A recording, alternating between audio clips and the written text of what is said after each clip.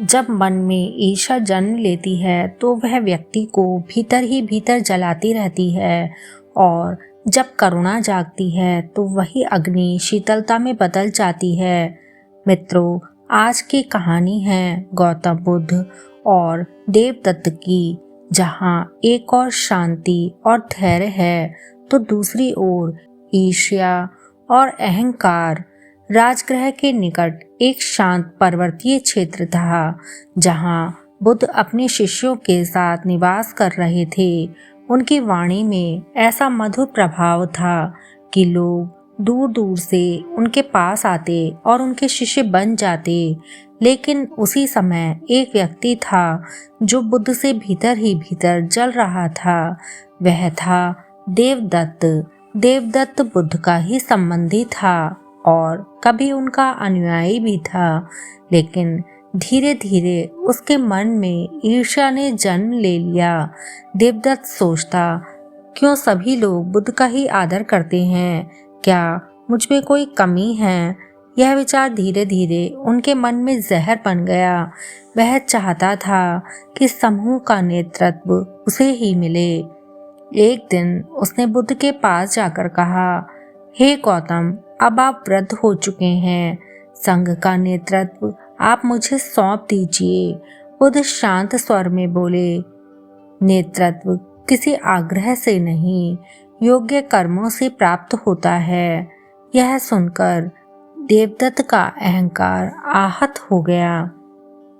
अब उसके मन में केवल एक ही विचार था, यदि बुद्ध नहीं रहेंगे तो मैं स्वयं नेता बन जाऊंगा।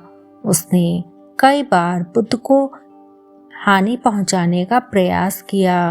पहले उसने कुछ लोगों को उकसाया, फिर एक उग्र हाथी को बुद्ध के सामने छोड़ दिया, लेकिन हर बार बुद्ध की शांति के आगे सब कुछ विफल हो गया।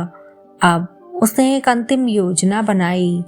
एक दिन गृद्धकूट पर्वत के नीचे से बुद्ध गुजर रहे थे। ऊपर चट्टानों के बीच देवदत्त छिपा हुआ था। उसने एक विशाल पत्थर को धक्का दिया।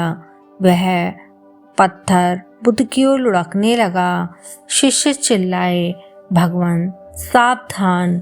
पत्थर अत्यंत वेग से नीचे आ रहा था। ऐसा लग रहा था कि अब बचना असंभव है, लेकिन बुद्ध वहीं खड़े रहे। उनके चेहरे पर कोई भय नहीं था। अचानक एक विशाल चट्टान दूसरी चट्टान से टकराकर टूट गई। उसका एक छोटा टुकड़ा बुद्ध के पैर में लगा। रक्त बहने लगा। शिष्य क्रोधित हो उठे। यह अवश्य ही देवदत्त का कार्य है, हमें उसे दंड देना चाहिए। लेकिन बुद्ध ने उन्हें रोका। क्रोध को क्रोध से कभी समाप्त नहीं किया जा सकता। केवल प्रेम ही क्रोध को समाप्त कर सकता है।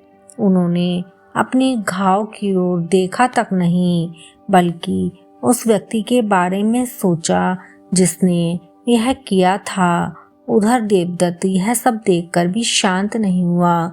अब उसका मन पहले से ज्यादा अशांत हो गया। धीरे धीरे लोग उससे दूर होने लगे।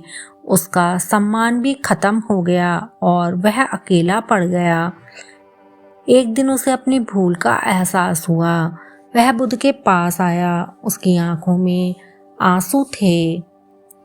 उसने बुद्ध से कहा, भगवान, मुझे क्षमा कर दीजिए, मैंने ईर्ष्या में आकर बहुत बड़ा पाप कर दिया।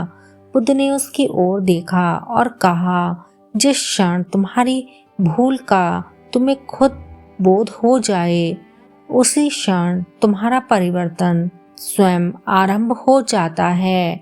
यह कहानी हमें सिखाती है कि ईर्ष्या हमें अंदर ही अंदर नष्ट कर देती है।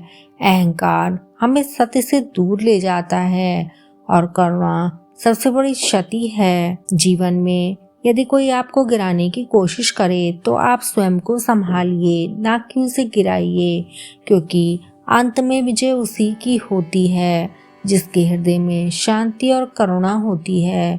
मित्रों, कहानी अच्छी लगी हो तो वीडियो को लाइक और हमारे चैनल को सब्सक्राइब करना ना भूलें। धन्यवाद।